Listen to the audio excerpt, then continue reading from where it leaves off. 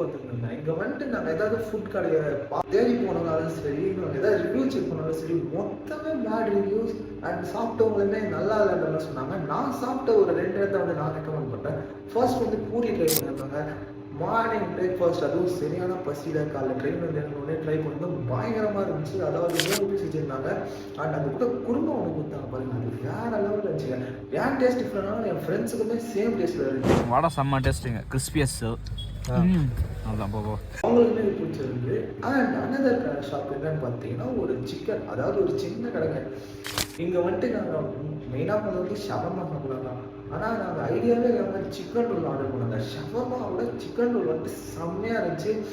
And நான் என்ன கேட்டிங்கன்னா அதுக்கு ரேட்டிங் வந்து 4.5 தரணுங்களா, 5க்கு அவ்வளோ நல்லா இருந்துச்சு. சப்போஸ் நீங்கள் யாராச்சும் கூட்டு வர மாதிரி இருந்தீங்கன்னா இந்த மாதிரி ஷாப்ஸ் எல்லாம் ட்ரை பண்ணி பாருங்கள். இதுதான் என்னுடைய suggestion. And I will see you in another video.